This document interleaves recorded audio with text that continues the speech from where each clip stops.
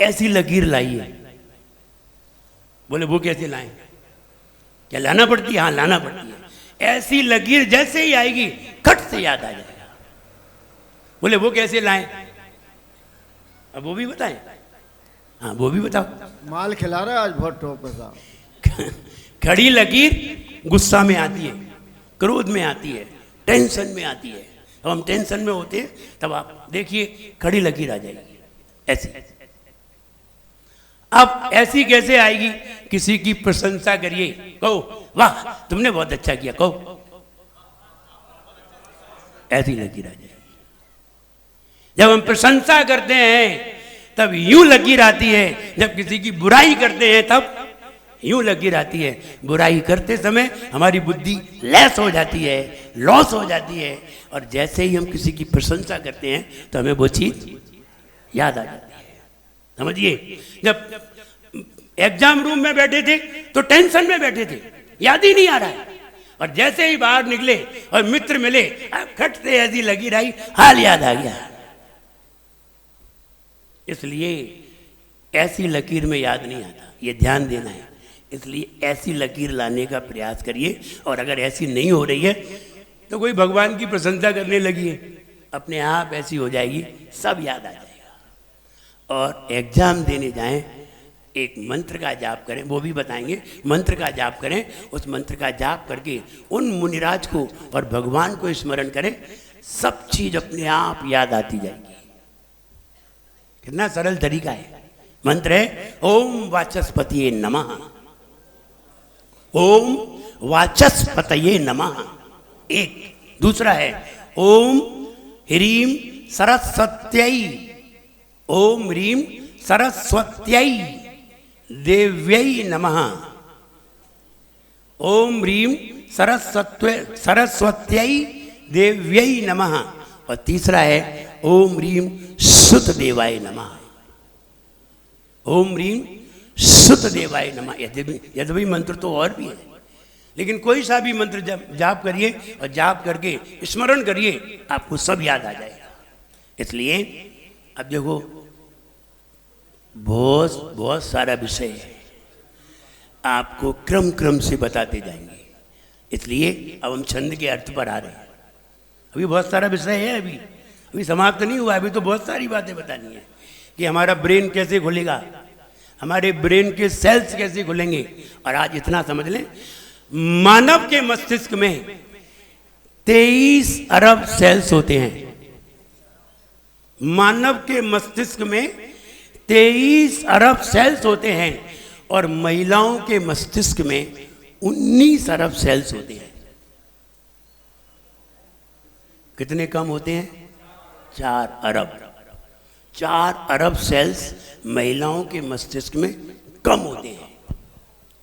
इसलिए जैन शास्त्र ने यह बात सिद्ध करके रख दी, भले ही ये अमेरिकन वैज्ञानिक ने निकाला है, लेकिन जैन शास्त्र ने यह बात सिद्ध कर दी। इसलिए केवल ज्ञान मानव को होता है, स्त्रियों को नहीं होता। ये बात सिद्ध हो जाती है।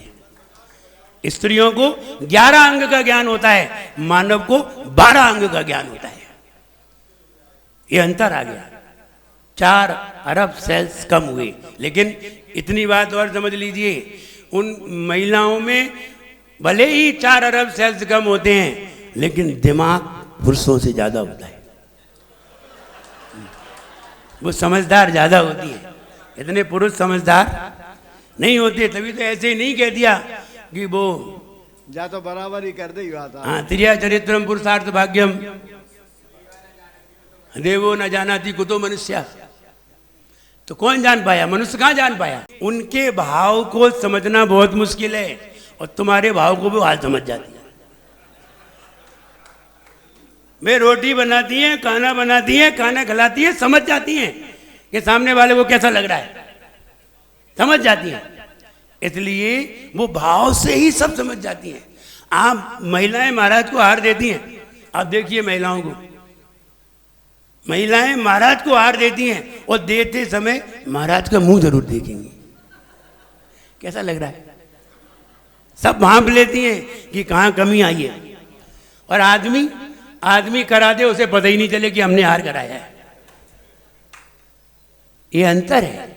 तो हम ये कहें वो भले ही 4 अरब सेल्स कम है लेकिन समझदारी ज़्यादा है। ये बात को अनुभव करिए। तो आइए अर्थ देखते हैं। आइए चित्र को अनावरण करिए। देखिए, हो सकता है ये वाला विषय कंटिन्यूस चलता जाए और हम टॉपिक में बताते जाएं, क्योंकि मेरी दिमाग से अभी पूरा नहीं हुआ है। अब जो सेल्स कैसे खुलेंगे, अभी तो हमने काउंटिंग बता दी, अब सेल्स खुलेंगे कैसे, कैसे चार्ज होंगे और कैसे डिस्चार्ज होते हैं, ये भी तो बताना है। तो क्रम से अब आपके आगे आगे आता जाएगा। चित्र में देखिए, बढ़िया आम का वृक्ष है, आम में बोर लगी हुई है, कोयल कुहक रही है। कोयल से किसी ने कहा कि तुम गाओ, नहीं, कोयल अपने आप गा रही है। और तुम जाके हाथ जोड़ के कोयल से कहो तो न गाए। और आम की बोर दिख गई तो कोयल गाने लगी। आम की बोर ने कोयल को जबरदस्ती गवा लिया। कोयल तो गाना नहीं चाहती थी, कहते ना मुझे गाने का शौक नहीं, गाता हूं। तो कोई गाना नहीं चाहता है लेकिन फिर भी गाता है। तो यहां कोयल गाना नहीं चाहती, तुम लाख प्रार्थना करो तो भी ना गाए। लेकिन आम की बोर आई तो आम की बोर ने कोयल को जबरदस्ती गवा लिया। अब आचार्य मानतुंग महाराज कह रहे हैं जैसे कोयल को आम की बोर जबरदस्ती बुलवा लेती है, ऐसे ही आपके प्रति जो मेरी भक्ति है वो मुझे जबरदस्ती बुलवा रही है। सामने विद्वान लोग खड़े हुए हैं, विद्वान लोग मेरी भक्ति सुन करके हंसेंगे, लेकिन उसकी भी हमें परवाह नहीं है। आपकी भक्ति मुझे जबरदस्ती बुलवा रही है। और भक्ति जबरदस्ती बुलवा रही है तो वो कहते हैं ना कि जब जबरदस्ती काम हो तो फिर कोई भी रोक नहीं सकता उसे। इसलिए भक्ति जबरदस्ती बुलवा रही है। किसको बुलवा रही है? हमें। आचार्य मानतुंग को, मुझ में ज्ञान नहीं है, मैं अल्पज्ञ हूँ, मैं कहने में समर्थ नहीं हूँ, और फिर भी आपकी भक्ति बसात में गा रहा हूँ, क्या करूँ? आपकी भक्ति ही मुझे जबरदस्ती बुला रही है। हम तो नहीं आना चाहते, लेकिन फिर भी भक्ति ही जबरदस्ती बुला लेती है। इसमें यह बताया है, आइए अर्थ देखते हैं। अल्पश्रुतम, और बाजू में विद्वान लोग बैठे हुए हैं। देखिए, विद्वान लोग बैठे हैं चटाई पे, वो स्वाध्याय कर रहे हैं। और अब आचार्य मानतुंग महाराज कह रहे हैं अल्पश्रुतम, मुझ में अल्प ज्ञान है। अल्प ज्ञानी, श्रुत बताम, जो ज्ञानी जन है, परिहास धाम, ज्ञानी जन अल्प ज्ञानी को देख करके हंसते ही हैं। तो ज्ञानी जनों से मैं हास्य का पात्र हूं, क्योंकि मुझे कुछ आता नहीं है, फिर भी मैं तो भक्ति, आपकी जो भक्ति है, आपकी भक्ति ही मुखरी मुझे जबरदस्ती कुर्ते करवा रही है। बलान माम जबरदस्ती, माम मुझे जबरदस्ती बुलवा रही है। मैं नहीं बोलना चाहता हूं, लेकिन फिर भी आपकी भक्ति मुझे जबरदस्ती बुलवा रही है। क्या करें? जैसे अब उन्होंने उदाहरण ढूंढा होगा, तो उदाहरण ढूंढा जैसे जैसे कोकिला, कोयल, किल मधु, निश्चय से मधु, मधुरम सुंदर, मधुरम सुरीली आवाज में जब बोलती है, विरौती बोलती है, तब वो उसमें आम की बोर ही उसे जबरदस्ती बुलवा लेती है। वैसे कोयल कभी नहीं बोलती, कभी भी नहीं सुन सकते, लेकिन काले बादल छाए हों और आम में बोर लगी हो, उसकी खुशबू आ रही हो और कोयल अपने आप ही बोलने लगती है। रियल है, ओरिजिनल है। ऐसा नहीं है कि किसी ने कहा या कुछ खाने को दिया इसलिए, नहीं नहीं, रियल में बोलने लगती है। तो आचार्य महाराज कहते हैं जैसे कोयल आम की बोर को देख करके, आम की बोर देख करके कोयल अपने आप बोलने लगती है, जबरदस्ती बोलने लगती है, वैसे ही जैसे आम की बोर कोयल को जबरदस्ती बुलवा लेती है, ऐसे ही है भगवान आपकी भक्ति मुझे जबरदस्ती बुलवा रही है। ज्ञानियों से हास्य पात्र होकर के भी आपकी भक्ति मुझे जबरदस्ती बुलवा रही है। हम ये कहना चाहते हैं कि आम की बौर सामने हो, अपन नहीं गाएंगे, लेकिन अपने सामने कोई बढ़िया गा रहा हो तो आप भी गा उठेंगे। जब कोई बढ़िया गा रहा हो तो आप गा उठेंगे। अब बताइए, आपसे किसने कहा बोलने को? आपसे किसने कहा? जैसे मैं बंदो जिन देव को करियति निर्मल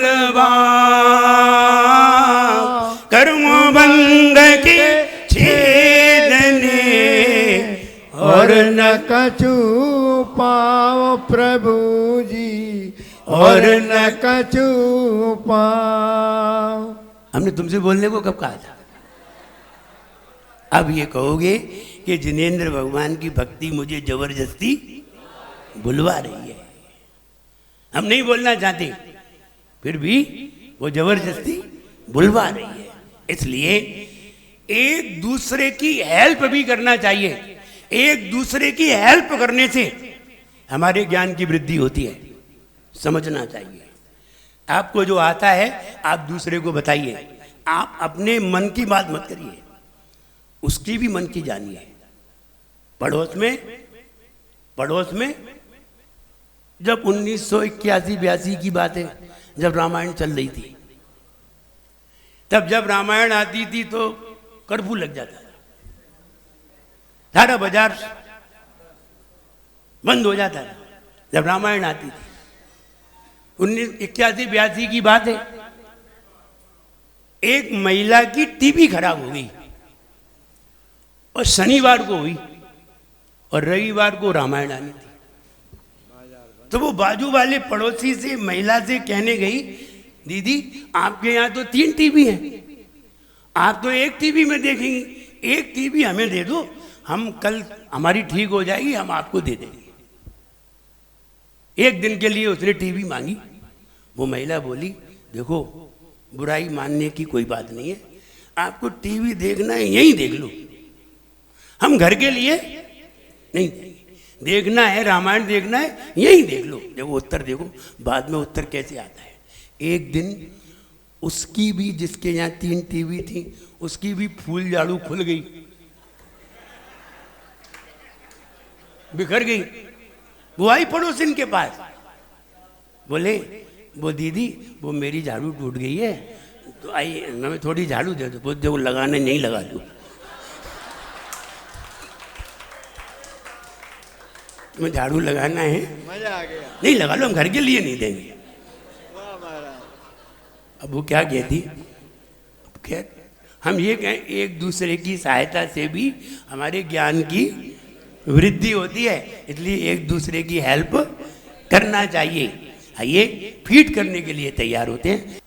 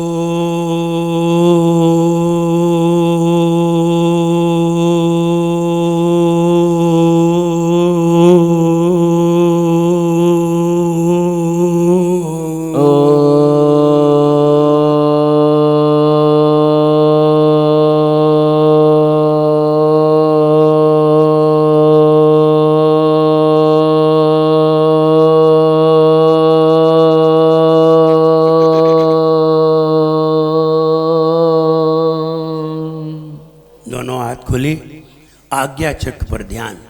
2 मिनट में ही आपको ये बात समझ में आ जाएगी और 1 मिनट में रिपीट करना, सिर्फ 3 मिनट। हे भगवान, जैसे बसंत ऋतु में, हे भगवान, जैसे बसंत ऋतु में आम की बोर कोयल को जबरदस्ती बुलवा लेती है। हे भगवान, जैसे बसंत ऋतु में आम की बोर कोयल को जबरदस्ती बुलवा लेती है। हे भगवान, जैसे वसंत ऋतु में आम की बोर कोयल को जबरदस्ती बुलवा लेती है, वैसे ही विद्वानों से हास्य पात्र, वैसे ही विद्वानों से हंसी के पात्र मुझ अल्पज्ञ को, वैसे ही विद्वानों से हास्य पात्र मुझ अल्पज्ञ को आपकी भक्ति जबरदस्ती बुलवा रही है। वैसे ही विद्वानों से हास्य पात्र मुझ अल्पज्ञ को आपकी भक्ति जबरदस्ती बुलवा रही है। हे भगवान, जैसे आम की बसंत ऋतु में आम की बौर को देखकर कोयल जबरदस्ती बोलती है, उससे जबरदस्ती बुलवाती है, उसी तरह से बुद्धिजनों के बीच में हास्य का पात्र बनकर भी आपकी भक्ति मुझसे जबरदस्ती बुलवा रही है। बहुत अच्छे।